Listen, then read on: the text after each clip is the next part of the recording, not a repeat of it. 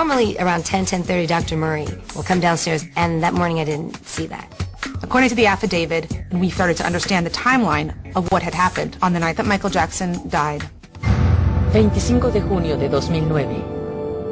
Dr. Murray checked on Michael and found out that he wasn't breathing. He did everything he could to try to revive Michael. He had tried to resuscitate him with a rescue drug, which didn't work. And he immediately performed CPR. He put his hand behind his back to support his back and started compressing his chest with his other hand.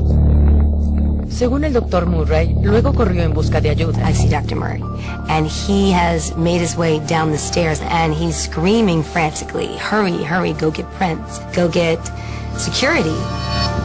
Sir, we have a gentleman here that needs help, and he's not breathing. We're trying to pump him, but he's not breathing. Immediately, we saw the paramedics there. They're running upstairs, and we're just like, oh, geez, what's going on? And Paris started screaming, Daddy, Daddy, let me go. I want to see my daddy. We all held hands. We started praying that, dear God, please don't let anything have happened to Mr. Jackson. The phone rang, and this girl said to me, there's an ambulance outside of Michael's gates. So I called Michael's assistant. He said, something happened to Michael.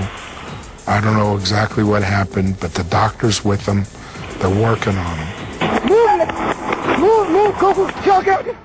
In Vegas, the phone rang, and I looked at Joe. His eyes was teared up. I said, what's wrong, Joe? He said, Michael, very sick. They put him in the ambulance. They take him to UCLA. I said, Joseph, something is wrong.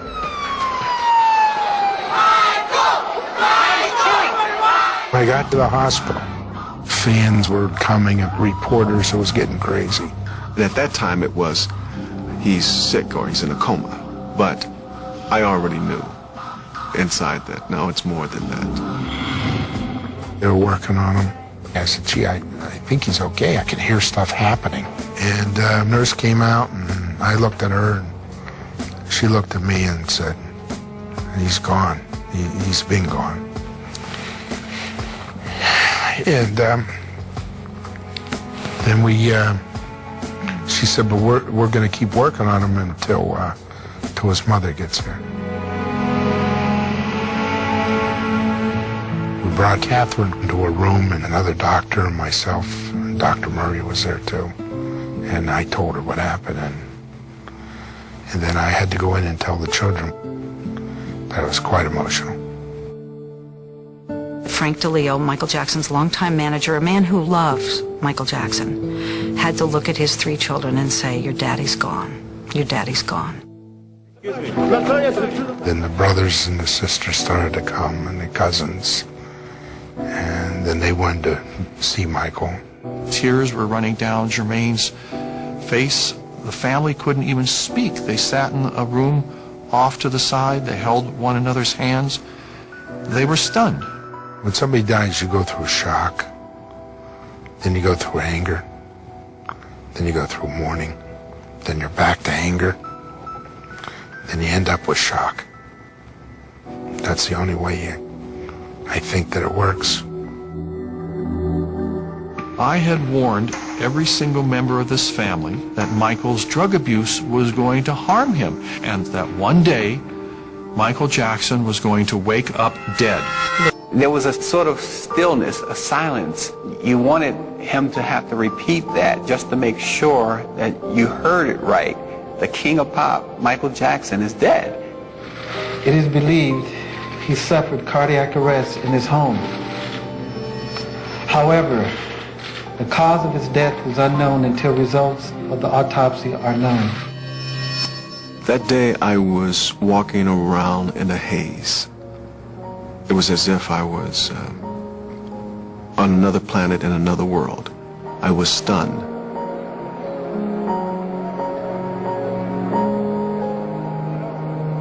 I received calls from as far as South Africa, Turkey, China.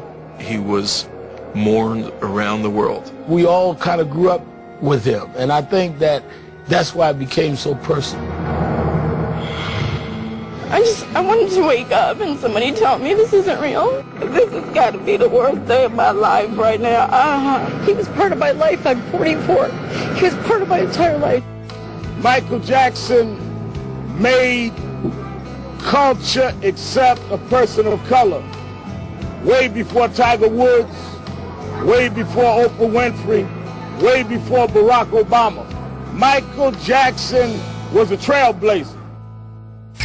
About 4 o'clock this afternoon, Robbery Homicide Division was notified of this incident and directed by the Chief of Police to come out and handle the death investigation.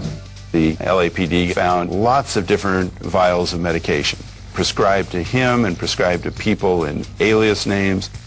I was made aware of my name being listed on a prescription list, and I lost it. Why would someone do that? That really made me feel used.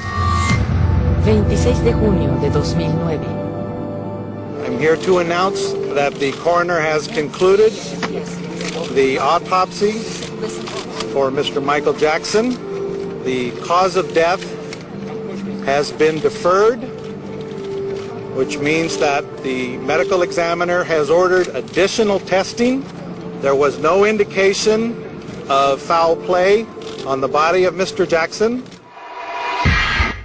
Algunos familiares piensan de otra forma. Latoya said that her brother had injection marks all over his body, in between his toes, on his neck, in his fingers, in his groin. These are major points where drug abusers inject themselves with drugs. The family really have appeared to take a stand that someone caused Michael Jackson's death. This was not natural causes. Latoya, do you still believe in the conspiracy? It's murder. I think someone did it. That's my opinion. 27 de enero de 1984. Prior to January 1984, Michael Jackson never took any kind of drugs. After he was burned in the soft drink commercial, things changed. He was severely burned. He was severely hurt, a lot more so than the public initially thought. They tried to do skin grafts and hair transplants and things like that, but when you have a scar like that and that big, there's not much you can do. That was a very sad thing because it hurt him a lot. He told me that when he was offered pain medication, he turned it down. He didn't want it. But then the pain was so bad that he decided to take it. The drugs came as a surprise to a lot of people. I wouldn't call it straight-out addiction as I would an over-dependency. But then in 1993, the first allegations of child molestation happened.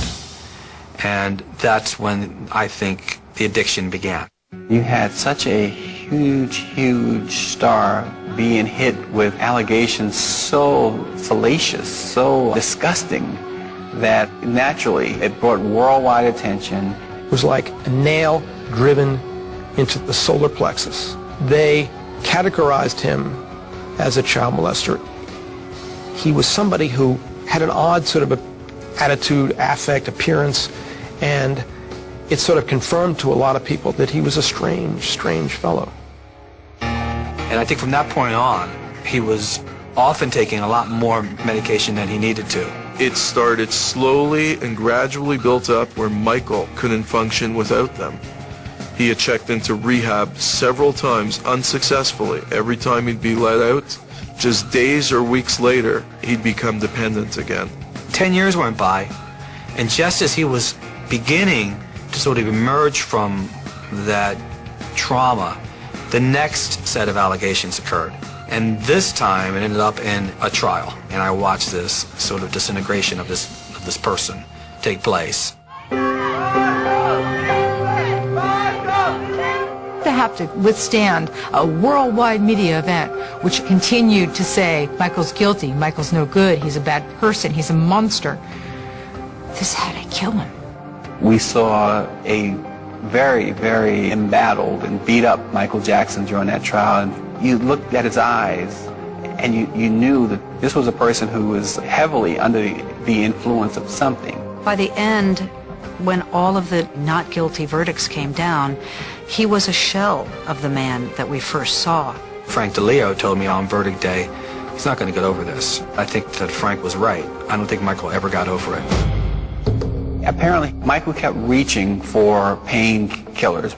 And, you know, after a while, obviously, it wasn't working. He was trying to find a way to manage his chronic pain, emotionally and physically. So he graduated to the next more powerful thing. And it continued to be a gradual process where he would climb the ladder with different powerful drugs. I've seen reports and I have talked to sources that say it was not unusual for him to take dozens of pills, 40, 50 pills a day. Incredibly, this is an amount that would kill a normal person if they took it. But I believe his body was so used to the medication, he needed more and more every single day.